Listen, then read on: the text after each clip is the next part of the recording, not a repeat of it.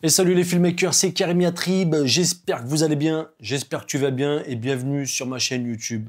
Alors aujourd'hui, on va pas présenter de matos, pas du tout. Aujourd'hui, j'ai envie de parler de caméra. Tout ce qui touche au filmmaking, tu sais que je kiffe ça. Et je pense qu'il y en a plein qui sont comme moi aussi. Lorsque tu commences dans l'audiovisuel, je sais qu'à l'époque, quand j'ai commencé, j'avais abusé, j'achetais un boîtier. 6 mois après, 2 mois, 3, 4... Enfin, je rachetais toujours un nouveau boîtier, nouveau boîtier, nouveau boîtier. J'étais matrixé par le matos. Je le suis encore aujourd'hui, mais un peu moins. Je pense qu'avec l'âge et l'expérience et pas mal de choses qui font que t'arrêtes un peu ces conneries, tu vois. Mais c'est vrai qu'au début, je passais beaucoup d'argent dans mes boîtiers, quoi. Hein, j'ai gagné de l'argent, mais j'en dépensais encore plus pour acheter les derniers boîtiers, les derniers objets, etc. On a tous commencé, je pense que voilà, hein, pour ceux qui ont connu cette, entre guillemets, cette nouvelle ère de l'audiovisuel, donc c'était avec le 5D rentré dans le game, voilà, on a pu shooter avec un appareil photo. Quand je me souviens de cette époque, on kiffait de ouf. Avoue-le, on kiffait de fou, parce que c'était le début d'une nouvelle ère. Enfin, quand je dis nouvelle ère, c'était pour les mecs comme nous, quoi, les filmmakers. Les professionnels, ils avaient déjà leur caméra, tu vois ce que je veux dire, il y avait déjà les gros setups qui étaient déjà en place. C'est aussi des conseils aussi, hein, tu vois, c'est l'expérience des conseils pour celui qui se lance dedans. Fais pas le fou, quoi. Tu vois ce que je veux dire, fais pas le fou, claque pas tes thunes dans le dernier boîtier qui vient d'arriver. Tu vois ce que je veux dire, au jour d'aujourd'hui, ça vaut presque plus trop la peine et je vais t'expliquer pourquoi. Les derniers boîtiers sont arrivés, les dernières caméras sont arrivées. Une course à celui qui va avoir la meilleure caméra, le meilleur boîtier. Tous ces appareils photo et caméras qui sont oubliés, c'est des mines d'or, c'est des pépites. Masterclass. Ce qui est bien avec ça, toutes les caméras qu'ils ont à peu près entre 5, 7, 10 ans, j'ai commencé avec une Red Raven. Petite évolution, on est passé sur une Scarlett W. Voilà, on est passé de capteur entre le Super 35 et le micro 4 tiers, parce que la Raven, elle a un petit capteur. Mais qu'est-ce que cette caméra? Elle est bien, parce que j'ai pu tourner des clips avec. Après tant de dépenses, après tant d'essais avec une multitude de boîtiers, je me suis dit, enfin, j'ai trouvé une caméra qui me correspond. Bon, c'est les Red, bien sûr. C'est vrai que Red, c'est un peu un fantasme, tout le monde veut de la Red. Nanana. Après, ça fait pas tout. Je te l'accorde, ça fait pas tout. Mais ça reste quand même voilà, de belles caméras et de beaux outils pour faire de belles vidéos. S'il y a un travail qui suit avec, parce que si tu achètes une Red et qu'au final, tu mets un lutte, non, ça ne sert strictement à rien du tout. Je suis reparti sur de la DSMC1. Tu vas me dire, mais pourquoi? T'es passé en DSMC2, DSMC1? Tout simplement parce qu'en fait, la Red que moi j'ai pris, c'est une Red qui est pour moi le fer de lance de chez Red. La Red Epic Dragon 6K. Cette caméra, pour moi, elle est mythique. Tu peux me rapporter n'importe quelle caméra, que ce soit une Helium, Monstro, Gemini, Dragon X, malgré que ce soit, entre guillemets, le même capteur, sauf que le body, le corps de caméra va changer. Ils t'ont sorti une caméra, elle est ouf. 6K, tu peux monter jusqu'à 80 fps en 6K, crop de 1,17, mini-mag, enfin la totale. Pour moi, en plus, pour moi, honnêtement, je les trouve plus belles que les DSMC2. En termes de gueule, je trouve qu'à l'époque, il y avait quelque chose, tu vois. Il y avait quelque chose, tu vois. En plus, tu peux mettre du HDMI, du SDI, tu peux mettre pas mal de connexions derrière. Sur les DSMC2, il fallait rajouter le I/O Expander, il fallait rajouter encore des thunes. Enfin, voilà pourquoi je suis reparti sur de la DSMC1. Comme demande Karim, qu'est-ce que tu peux me conseiller? Je leur dis, les gars, arrêtez d'acheter de nouvelles caméras. Honnêtement, est-ce que ça vaut le coup? Tu vas acheter la nouvelle? Dans 6 mois, il y en a une nouvelle. Et là, c'est le serpent qui se mord la queue. Et moi, honnêtement, au jour d'aujourd'hui, j'ai complètement stoppé. J'ai arrêté. Depuis que j'ai trouvé une caméra qui convient donc à mes besoins, à mon style de shooting, Color Science, parce que pour moi, c'est très important, tu vois.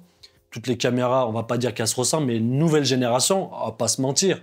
On va pas se mytho. Tu vas prendre du Sony, tu vas prendre, je sais pas, n'importe quelle caméra, tu vas pouvoir le matcher. Tout se ressemble au jour d'aujourd'hui, tu vois, tout se ressemble. Et c'est ça que je trouve dommage, c'est que toi, là, tu vas prendre un boîtier, toi, tu vas prendre un boîtier, voilà, c'est pareil. Donc, il y a le style qui va te permettre de te démarquer, mais encore une fois, tu vois, ça, c'est encore un autre délire. J'ai eu les VA1, c'est une caméra de ouf. Au jour d'aujourd'hui, ça vaut 2000 balles. Et VA1, caméra complètement détruite par Panasonic. Les gars, tu sais pas ce qu'ils ont foutu, ils ont sorti une bête de caméra. Promotion nulle à chier. Le truc, ça fait... voilà, tac.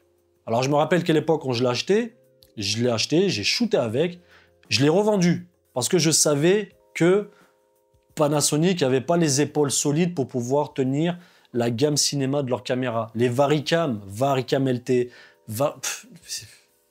ça vaut 4000 balles, les gars. Au lieu d'acheter un boîtier, honnêtement, achète une Varicam. C'est une vraie caméra, une vraie ergonomie. Tu mets une batterie Veloc, t'en as pour toute la journée. Merci, au revoir. Tu peux mettre des optiques ciné, tu peux mettre, enfin, PL, tu peux mettre ce que tu veux devant, tu vois ce que je veux dire. Tu prends une Canon C500, ça vaut plus rien, ça vaut 2500 €. 2500 €. Pour moi, encore au jour d'aujourd'hui, ils sont dans le game. Parce qu'au final, ce qu'on veut, nous, c'est filmer. Et l'avantage avec ce genre de caméras qui sont un petit peu, pas vieillottes, mais qui sont de la génération d'avant, c'est un peu comme le rétro gaming dans les jeux vidéo. C'est pareil. Vous allez voir qu'à un moment donné, toutes ces caméras-là que plus personne en veut, à un moment donné, on va revenir dans ce délire-là où on veut une image qui a du caractère. Moi, ce genre de caméra, c'est pour ça que la mienne, je ne la vends pas.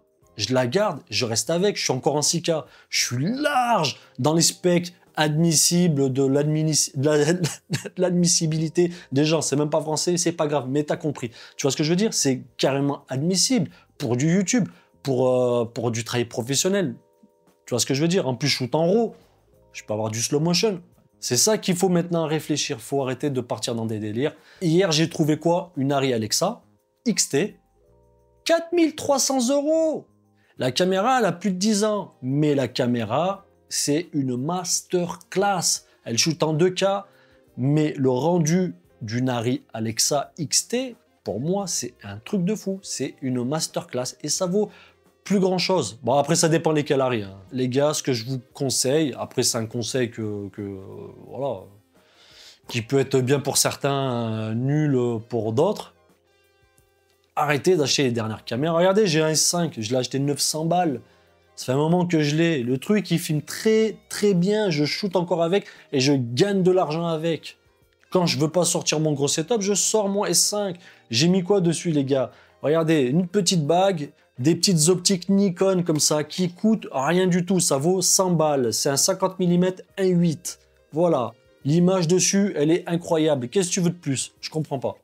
Dessus, regarde, j'ai un petit 20 mm Nikkor.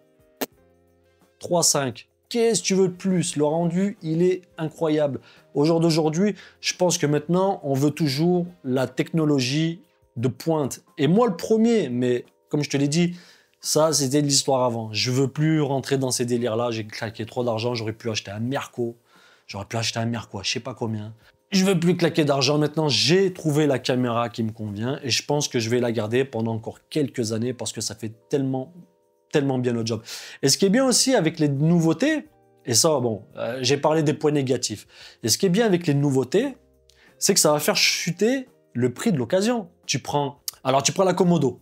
Ok, tu vas l'acheter chez TRM, 7400 € nu, voilà, TTC. Ils ont sorti la Komodo X, mais les autres caméras, elles ont pris une frappe. Tu prends les DSM-C2, ça a pris une frappe. Tu vas prendre une Dragon X, voilà, la Dragon X DSM-C2, tu la touches à 5800 € corps nu. T'as 5008, je te la trouve, il n'y a pas de souci. Et elle se vend encore. 5800 €, sachant que cette caméra, il y a quoi? Il y a 2-3 ans, chez TRM, le revendeur RAID en France, t'as acheté le pack Dragon X, 18 balles. 18 000 € TTC. Donc tu vois le délire. Ce qui est bien, c'est que les nouveautés, tout simplement, elles engendrent des chutes de prix de l'occasion. Donc moi, au jour d'aujourd'hui, et je me répète encore plein de fois avec le jour d'aujourd'hui, donc c'est pour ça que c'est le meilleur moment pour t'acheter une caméra. C'est encore plus flagrant sur des caméras de 10 piges. Tu prends une FS700, pardon, FS700. Ça coûte rien, 800 balles, FS700, tu prends la R qui te permet de shooter en RAW, tu mets un Atomos ou tu mets un Odyssey 7Q+, mais tu fais des images de ouf, tu fais du 4K 120 fps en Super 35. Et en plus, ce qui est bien avec ce genre de caméras, donc qui sont un peu vieillottes, il y a un grain. Tu vois que c'est pas moi qui ai un grain, tu vois qu'il y a un grain, tu vois qu'il y a une âme dans cette image. Tu prends maintenant, vous voyez bien les gars, au jour d'aujourd'hui, tout se ressemble, tout est pareil, tout. Les stabilisateurs, les caméras, les trépieds, les sliders, tout est pareil. Tout est exactement pareil. Donc pourquoi aller claquer de la thune dans un truc qui est high-tech? Honnêtement, je vais te dire un truc, mon petit filmmaker. Je prends un kiff de ouf. Mais je prends un kiff de ouf de shooter avec des caméras à l'ancienne qu'avec des caméras de maintenant. C'est un truc... Après ça, c'est proprement à moi. Je kiffe de ouf. Tu prends Sony F55, F5, caméra de ouf, ça vaut plus rien, ça vaut 3000 boules. 3000 boules, t'es une caméra avec... Voilà, t'as de la C200 qui est sortie il y a quelques années, qui est pas trop encore OG, mais un petit peu quand même, parce qu'ils ont abandonné avec la C70 et C300 et la C500, voilà quoi. Donc voilà, ça coûte que dalle, 2000 €, c'est 200, 2000 €. Tu peux prendre même une Sony F7, ça coûte 2000 balles. 1008, 2000 balles. Tu prends une bonne caméra, tu prends des bonnes petites optiques. Pour le prix d'un boîtier, par exemple, tu vas acheter un A7S, A7S3 tout neuf, voilà, tout je dis, tout neuf. Tu vas payer 4400 balles. Pour ce prix-là, tu peux avoir une caméra, donc je sais pas, allez, un exemple, Eva One, elle peut shooter en 6K avec un enregistreur externe. 6K, c'est pas mal, gros. Franchement, t'es aux petits oignons, tu vois ce que je veux dire. Mais déjà, sinon, shoot en 4K, tu mets des petites optiques ciné devant, en EF, t'es tranquille. Pour 4000 balles, je te jure, t'as un set qui est complètement viable. Vraiment. Il n'y a plus rien. Honnêtement, tu regardes les dernières nouveautés, il n'y a plus rien. Il n'y a plus rien. On a fait ça, on a une autre Prime. Maintenant, bah... S'il n'y a pas un nouveau truc, t'as les ouf qui va te dire wow, c'est lourd, j'ai envie de l'acheter. Honnêtement, ça sert à rien. Ça sert à rien. Garde ton argent, trouve un truc convenable, pas trop cher d'occasion, qui va te faire travailler et ramener de l'oseille. Tu vois ce que je veux dire? Moi, ça fait 5 ans que j'ai pas changé de caméra.